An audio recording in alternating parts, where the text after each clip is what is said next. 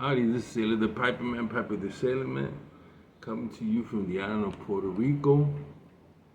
First of all, I want to say Happy Father's Day to all the fathers out there, that you have a wonderful day. Hopefully you get to spend it with your children. We've gotten some calls, and so I've had a wonderful day myself. Got calls from my kids back in the States, which is really nice. Just I received some nice, wonderful presents, and my daughter gave me a certificate, $50 certificate in on Amazon.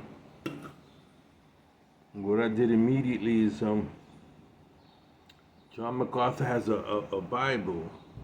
It's a second edition. Very nice, with a lot of notes, and so I collect Bibles. So I ordered that one, and my wife got me my own TV for my bedroom. So we had the big screen in the front. This is my mother-in-law came over. She likes to watch TV, so I left her that, and my wife bought her TV. So we got the big entertainment suite TV, and we got our own little small TVs in our room. I just basically like watching the news and educational videos. And right now my dogs are going at it. There's a lot of cats in the areas recently. I don't know why. And so all the dogs, we got about each other house, we got neighbors with dogs, so they can get a little crazy. And right now, come on guys, come over here. What's the matter with you guys? Huh? Come on, calm down. I love you. Gotta give them their loving, you know? And so,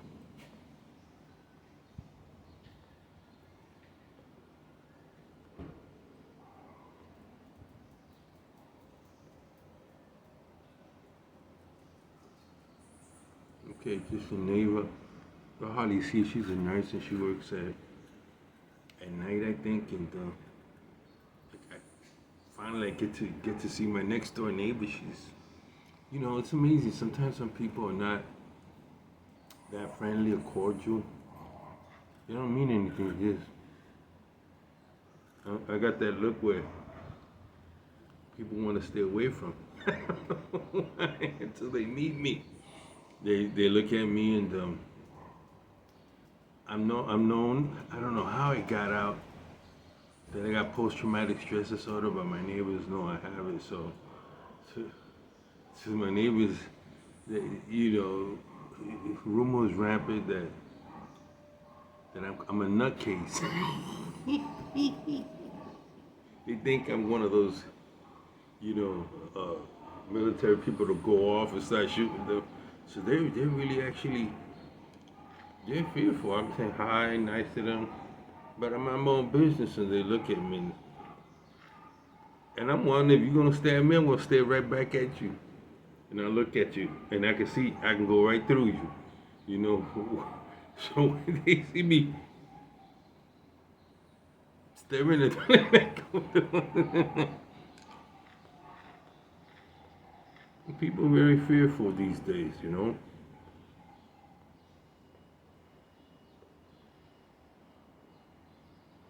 But that's one, I've always had that Bible text. I guess this is gonna be random, right? I've always had that Bible text. For God has not given us a spirit fear, but a power and a sound mind. And there's a Dunes, the book series Dune, I read all the time. It says, fear is the mind killer. Fear paralyzes. That's what the terrorists use. Fear to instill fear. The government instill fear. Police tactics is to instill fear. And You know, that's a serious problem when you're living in fear. But when you know you gain eternal salvation, you never worry about the things. You know you're a good guy, and I can sleep at night, not worry somebody. I haven't done anything wrong to anybody. They're gonna want to lash out at me, you know. But obviously, some people have sown really bad seeds and have made enemies with people, and they gotta constantly be on their toes, watching who's gonna come at them. I can't live life like that.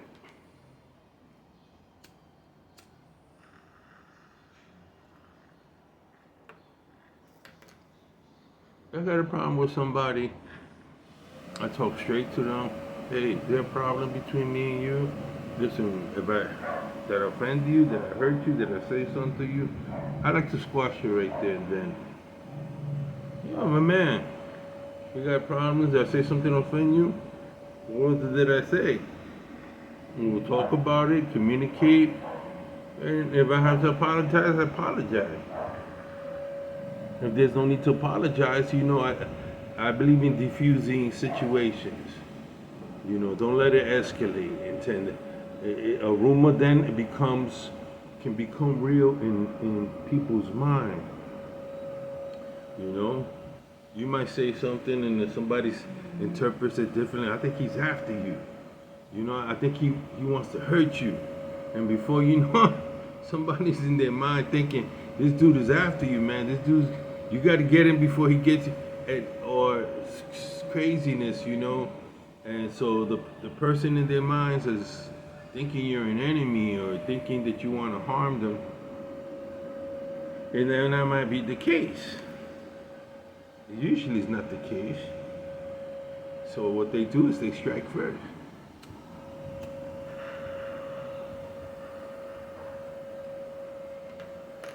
They fear something. For some reason, a lot of people fearing the church. They give the church too much credit for all this abortion stuff that is happening, and they're lashing out against Christians for no reason other than there's people that are not Christians that do not believe in abortion. But there's been a wave of lashing out of Christians, blaming the Christians for the government's position.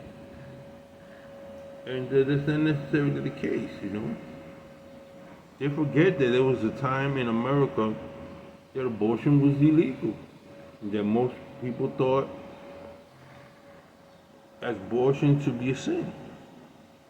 They have to go back in history and realize it wasn't always the way it is now, and change comes slowly sometimes. Well, everybody's a racist.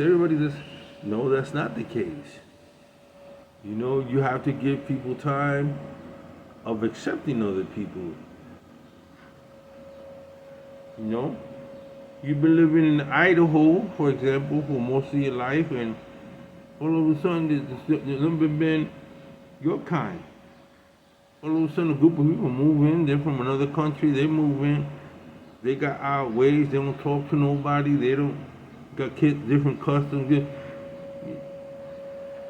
It takes time to adapt to other people. If you've been isolated, I can understand that there ain't never been nobody out but your own kind.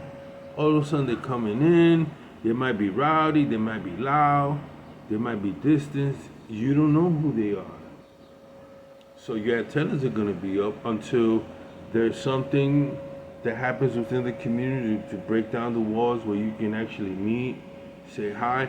But the government does stuff that they grab people that are coming in, refugees, and stick them somewhere without realizing the repercussion that those people and the people living there are going to go through.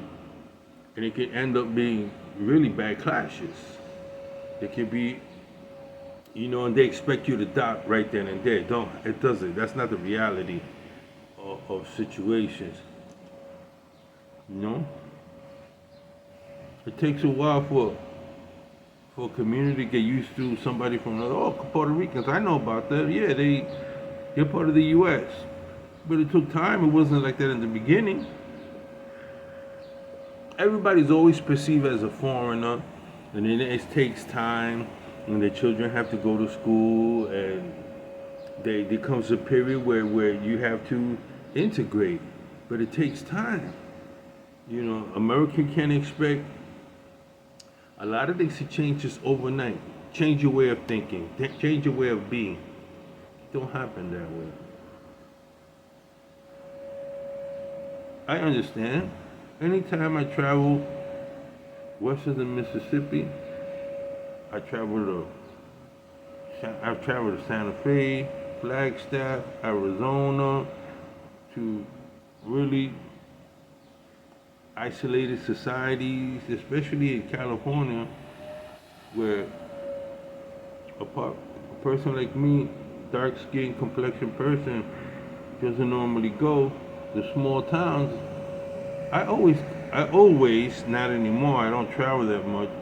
I always went to the sheriff's office.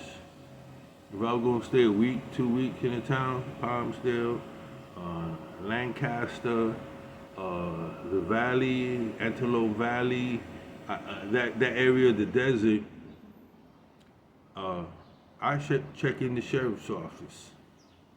I check in the police office. Oh, why would you want to do that? You don't have to do that. This me. I'm smart.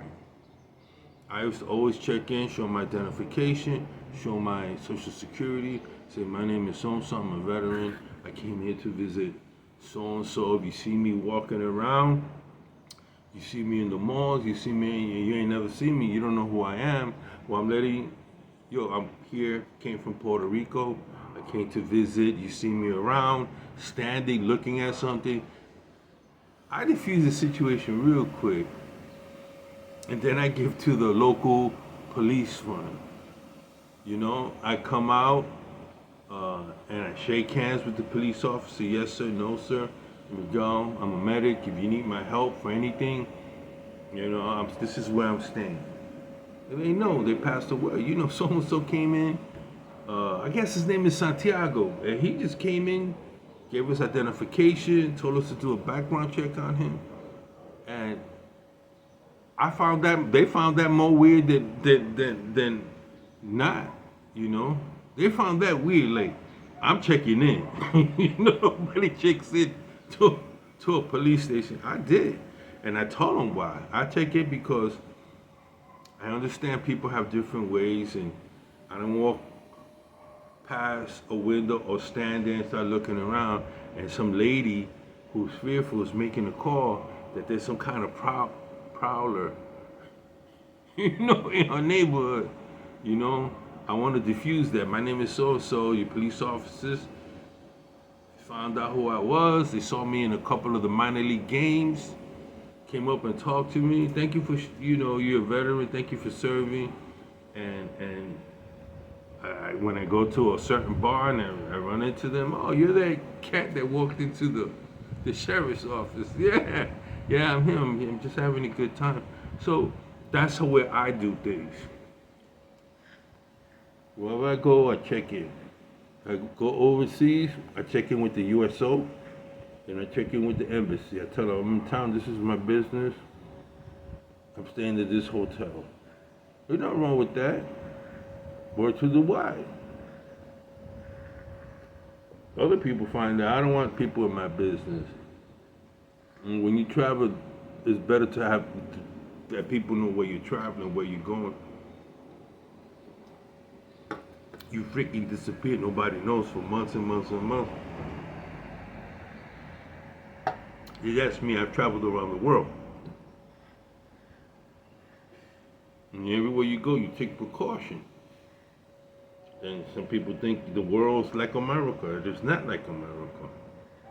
They think like us. They don't think like us.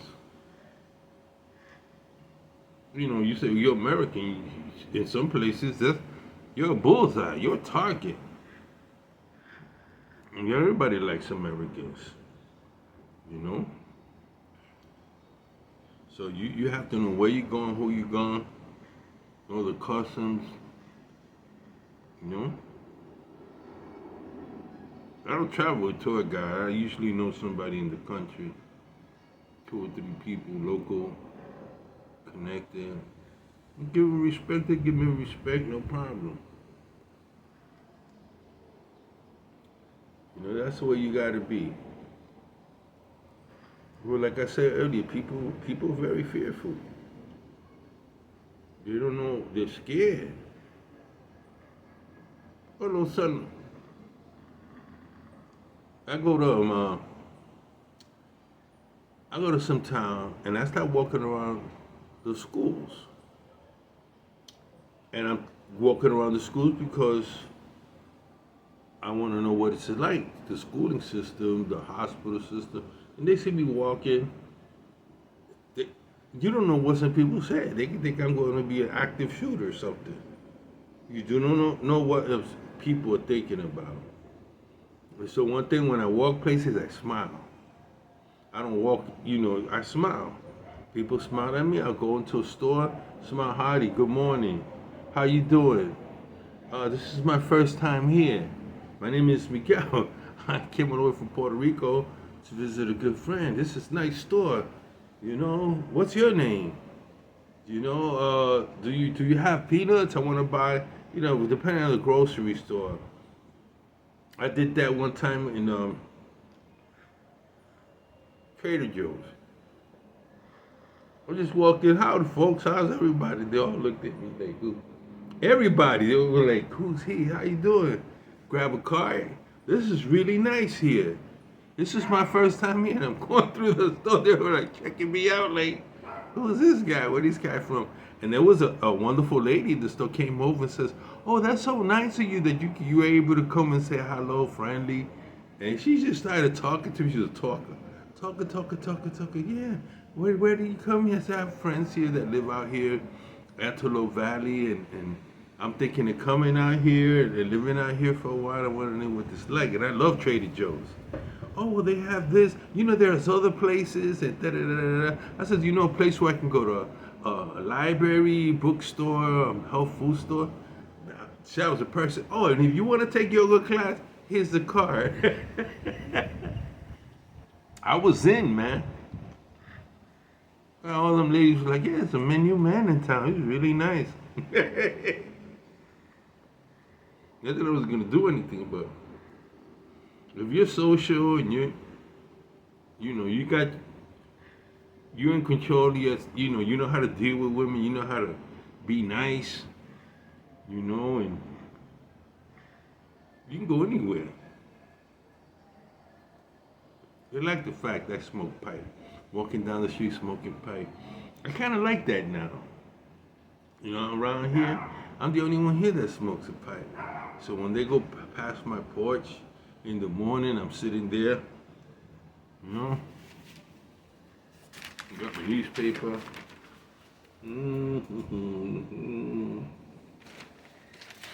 I'm retired. And they're going off to work. They're like, damn, man.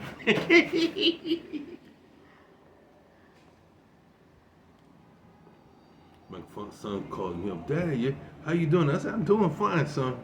I'm doing really good. Just I wish I would be able to go to the beach a little more, but outside of that, with the COVID and stuff that's going on, I'm just living a quiet life, man. Got my dogs, they're all laid up. Take care of them, they take care of me.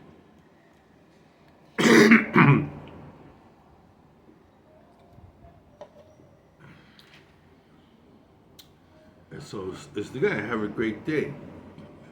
But getting back to fear. Fear is a mind killer. Don't allow fear to paralyze you, Sometimes you watch too much TV and see stuff, you're like, I hope that's what don't happen here. Right now people are fearful of arms. It's not weapons that you need to fear.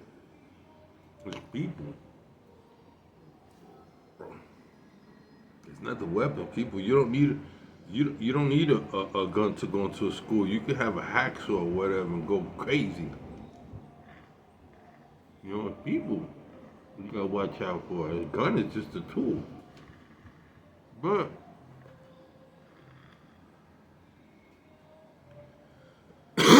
So the government deals in fear. The government or the world pit one group of people with another group and instill fear through religion or whatever. We have this huge problem, you know. Right now, I'm taking it easy.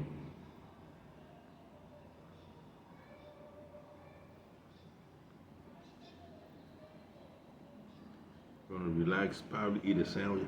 I'm not that hungry today. You ever get that? It's just too hot to eat anything hot. And so, get some Sprite, cool down a bit.